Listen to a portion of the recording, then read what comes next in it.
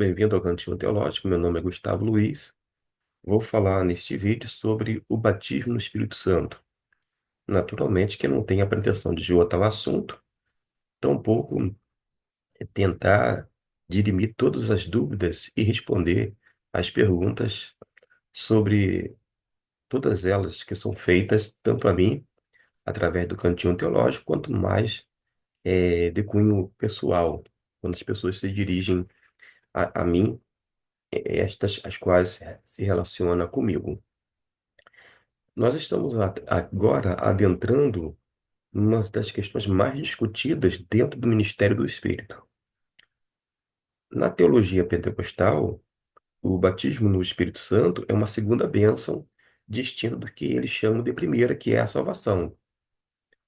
Algumas modificações têm sido feitas de acordo com denominações dentro do próprio pentecostalismo, quando não na, no outro movimento que derivou, né, o que saiu, melhor dizendo, do pentecostalismo, que é o chamado neopentecostalismo. De modo que a gente não tem algo uníssono ou uniforme, pelo contrário, existem várias nuances a respeito desse assunto. O batismo no Espírito Santo é um assunto polêmico, especialmente por causa das diferenças entre reformados, igrejas históricas ou tradicionais e igrejas pentecostais, e diria até mesmo outros evangélicos. Note que eu coloquei igrejas reformadas, históricas ou tradicionais em primeiro lugar, não que elas sejam melhores, mas porque elas são mais antigas. E quer queira ou não, ou saiba ou não, o irmão ou a irmã, o movimento pentecostal, eu vou colocar aqui, assim, aspas, é um movimento recente. Ele é novo quando você compara os mais de 2000 anos de história do cristianismo. Em todos os lugares e épocas, por mais de 18 séculos, não existiu as igrejas pentecostais como nós concebemos hoje, muito menos os ensinos propalados por elas. Então, a gente não pode esquecer desse fator. Com isto, não quero desconsiderar, desmerecer em hipótese alguma, apenas mencionando o fato histórico, que é inegável, e, portanto, a gente pode trabalhar um pouco depois a Bíblia, mas ciente de que essas informações históricas prestam depoimento. Elas nos dão informações preciosas para compreender, inclusive, alguns desenvolvimentos no tocante às temáticas que são tratadas não apenas neste vídeo, mas em outros momentos também, neste cantinho de reflexão teológica. Quando a gente lê o capítulo 3 de Mateus, no versículo 11, diz assim: Eu estou projetando, vou deixar destacado para que você possa acompanhar. Eu, na verdade, vos batizo em água, na base do arrependimento. Quem está falando é João. João ou Batista.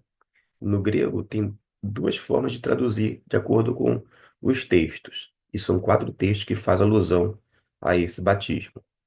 Em Mateus, Marcos, Lucas e João. Alguns deles mencionam João, a ideia é o batizador. Outro é João, aquele que batiza. O sentido é o mesmo. Acontece que Batista não é um sobrenome, e tampouco faz parte de um nome composto. Como, por exemplo, vocês sabem que eu me chamo Gustavo Luiz. Gustavo Luiz é um nome composto, mas João Batista não é um nome composto. O Batista é uma alcunha ou um apelido, digamos assim, para que você me entenda. E João Batista vai dizer quatro vezes, vai dizer quatro vezes, não, ele vai dizer e vai ser descrito, narrado quatro vezes, tanto por Mateus, Marcos, Lucas e João, a respeito de João o Batizador. O próprio Jesus vai citar as palavras de João o Batista. Curiosamente, Jesus não traz à tona algo inédito sobre o batismo no Espírito Santo, mas ele faz menção justamente a esse profeta, João Batista, que foi um dos maiores homens que a humanidade já teve. Diz na sequência, mas aquele que vem após mim é mais poderoso do que eu, numa referência a Jesus, que nem sou digno de levar-lhe as alparcas.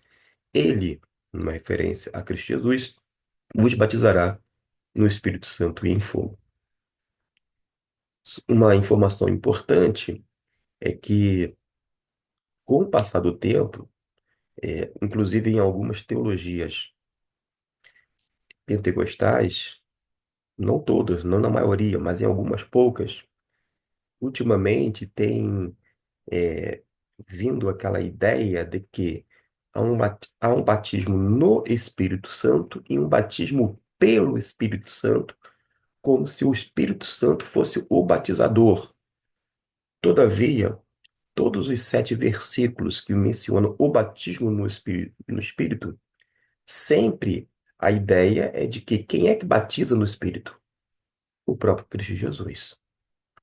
Nos Evangelhos, 4 vezes menciona este fato. Jesus, fazendo alusão às palavras de João Batista, vai, digamos assim, testificar. Em 1 Coríntios, capítulo 12, versículo 13, não diz quem é que batiza, mas a maneira, as questões gramaticais são as mesmas encontradas nos 6 versículos restantes. Logo, nós entendemos claramente que se refere justamente ao próprio Jesus como o batizador, porque não há nada que diga o contrário, nenhuma insinuação, muito menos um indício. Para que você tenha uma ideia sobre o batismo no Espírito Santo, existem 7 versículos. Cito aqui Mateus 3:11, este que está sendo projetado, Marcos 1:8, Lucas 3:16, João capítulo 1, versículo 33, Atos 1:5, Atos capítulo 11, 16 e 1 Coríntios capítulo 12, versículo 13. O curioso é que, apesar de ter apenas poucos versículos, os 7, é um assunto polêmico, especialmente por causa das diferenças, né, entre os evangélicos tradicionais, reformados e pentecostais. O que me causa não estranheza, mas me intriga é que, com tão poucos versículos, a gente tenha tanta dissensão doutrinária neste ponto. Não era para ser assim. É difícil até mesmo falar sobre uma análise desapaixonada da questão, até mesmo porque ao redor dela se construíram denominações inteiras, sistemas doutrinários e, inclusive, até mesmo construíram impérios econômicos dentro do contexto religioso. Mas a gente precisa, com seriedade, analisar, tentar, por exemplo, uma repetição do dia de Pentecostes é um tanto problemático. Quando a gente vai para Atos capítulo 2, algumas pessoas, não, muitas pessoas, não vou falar todas, mas muitas pessoas acham que os fenômenos, alguns deles verificados no dia de Pentecostes, se encontram presentes nos dias de hoje. Estão redondamente enganados.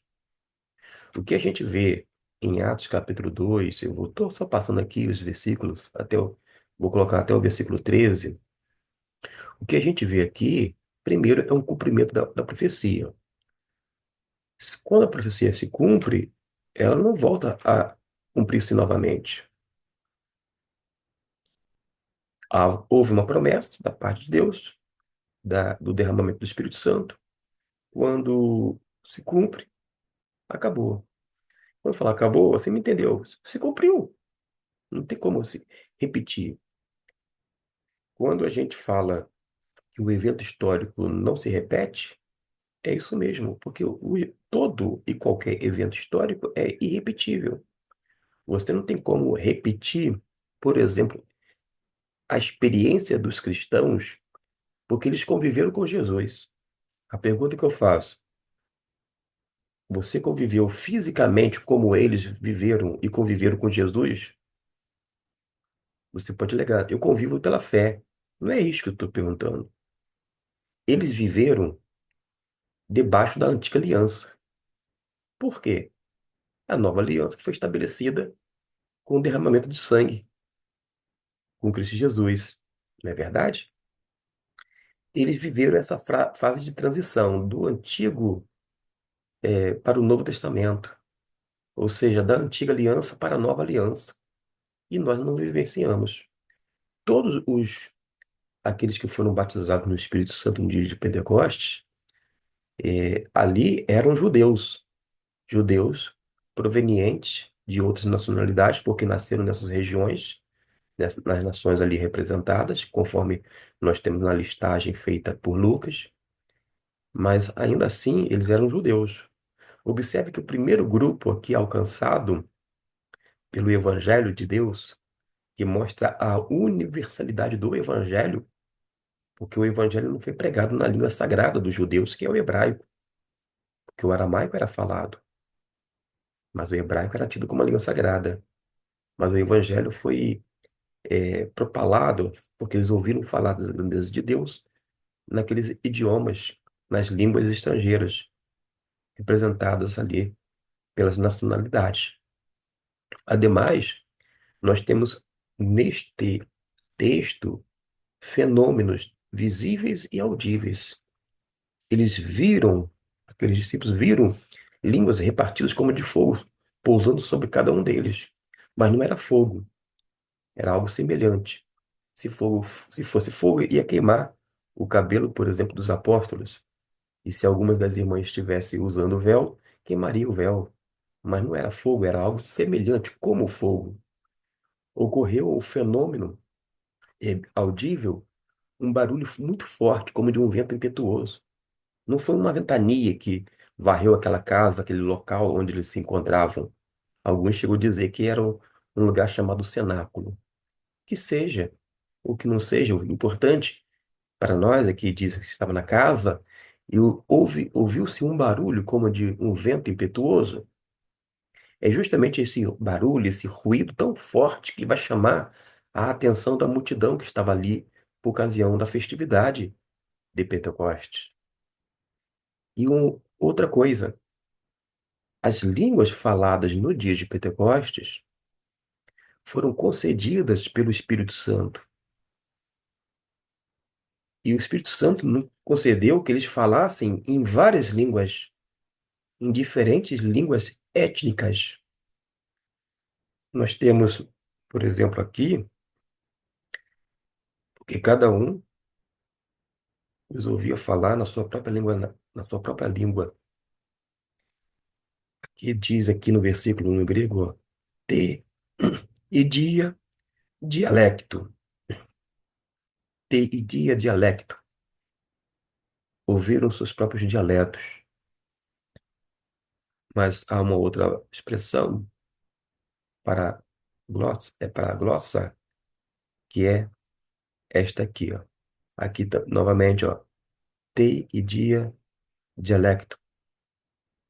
Como é que, pois, que os ouvimos falar na nossa própria língua que nascemos? Destaco aqui.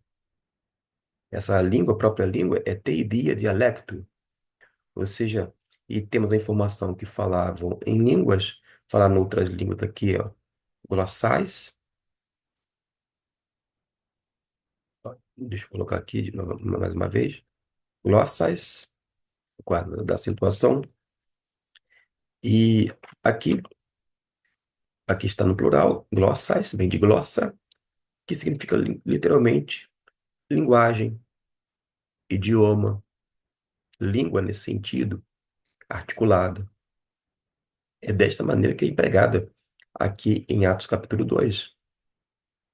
O milagre não foi na audição das pessoas, foi na língua das pessoas, porque o Espírito Santo concedeu a cada um deles que falassem em línguas estrangeiras, idiomas reais, línguas humanas. Essa ação foi extraordinária, sobrenatural,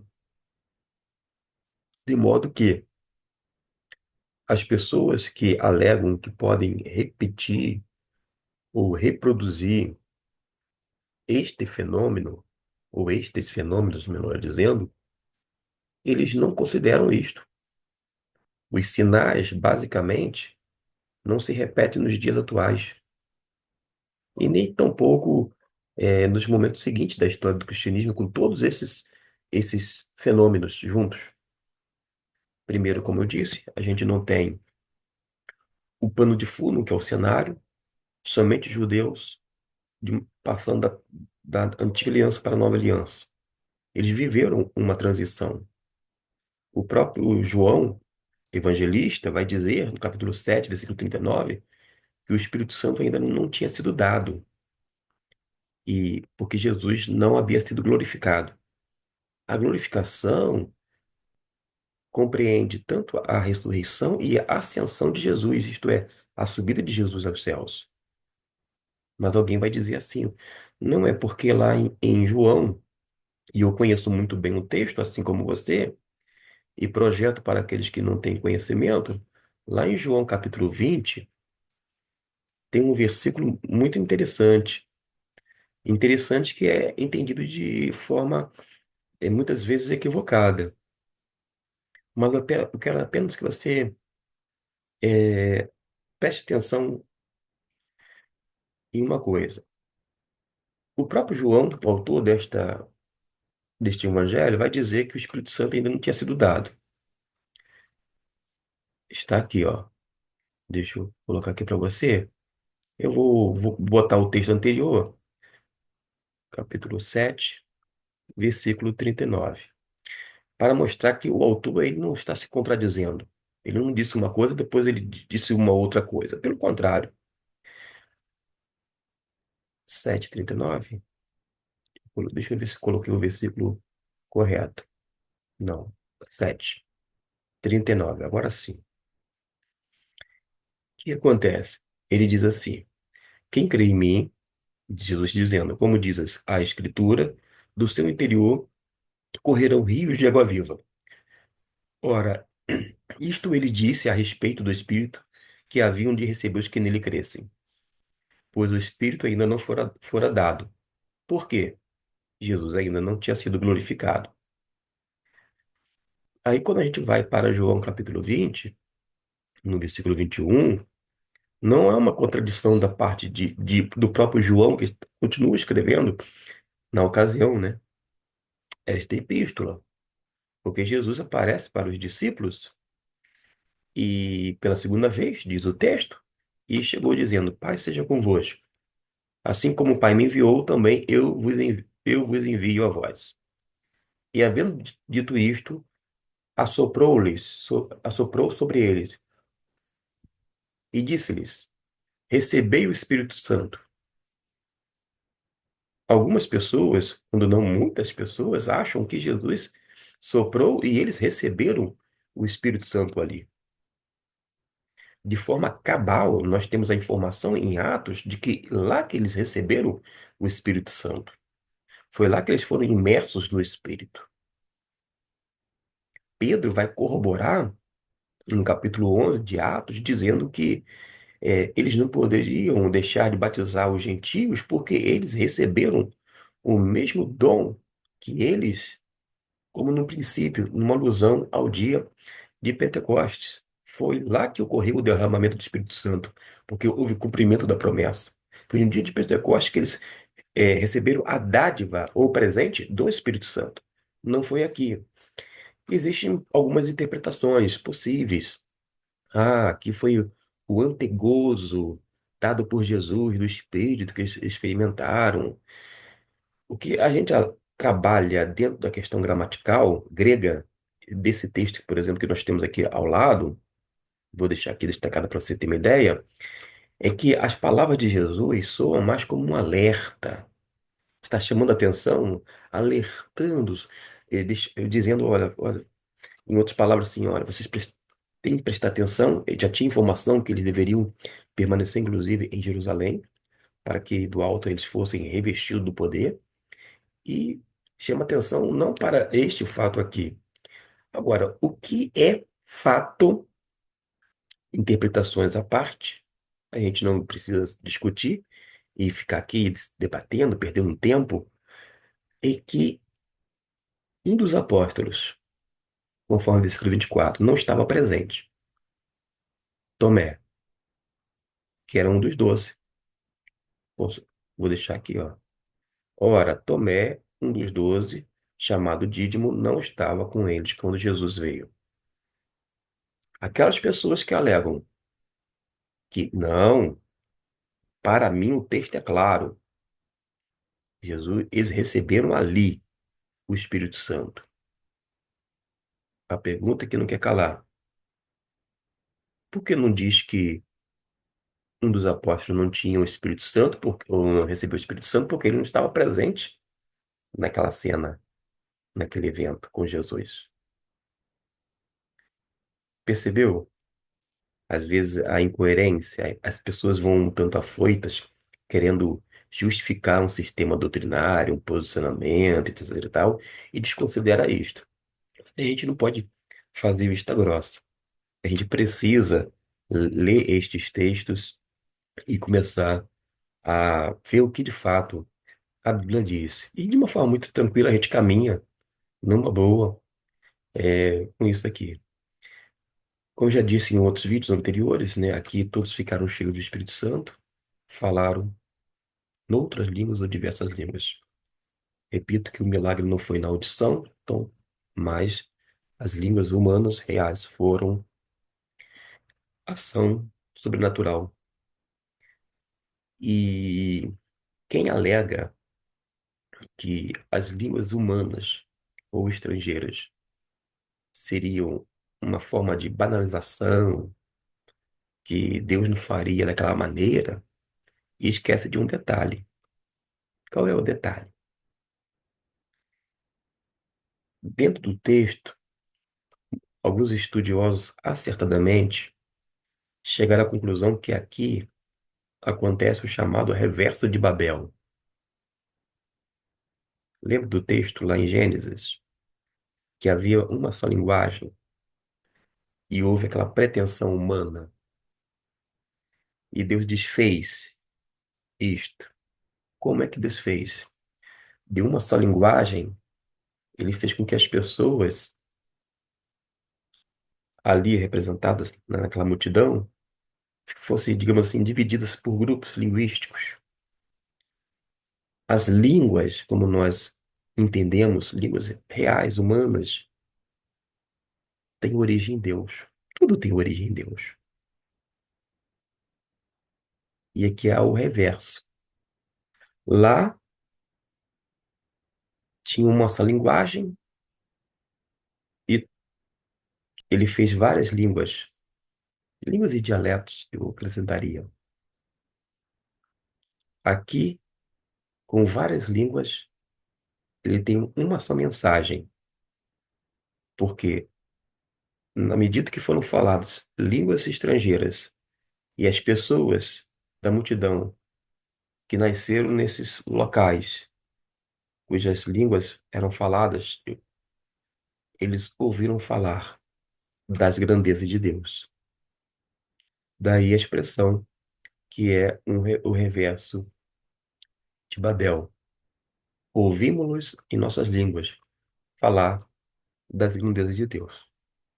O que a gente observa que esse batismo no Espírito Santo, da forma como o texto descreve, com fenômenos visíveis e audíveis, não se repetiu mais.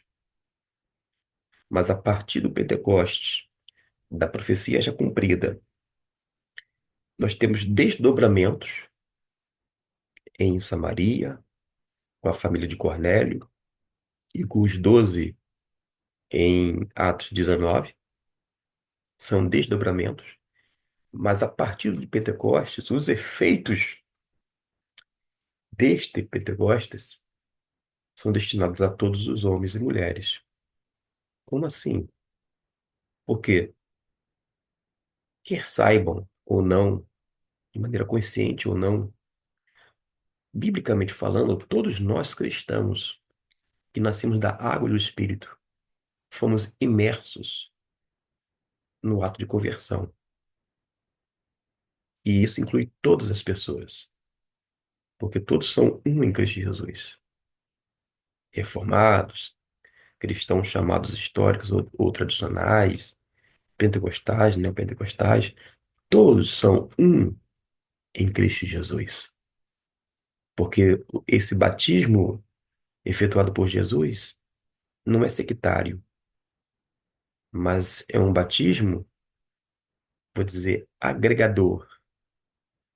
Ele não promove segregação dentro das igrejas, mas ele agrega, porque as pessoas começam a fazer parte funcionalmente do corpo de Cristo, que é a igreja. Fiquemos com estas palavras. Vamos continuar nesta série falando sobre vários elementos. Nesse meio tempo, se você tiver alguma pergunta a respeito dos textos que eu estou projetando, pode fazer que a gente faz um outro vídeo com as tais perguntas. O objetivo aqui é dirimir dúvidas e contribuir de alguma forma com a propagação da palavra de Deus devidamente aplicada. E a gente faz questão não apenas de falar, mas de mostrar o texto. No caso aqui específico, tanto grego quanto na nossa versão, né, em português. Tá bom? Deus abençoe e até o nosso próximo vídeo.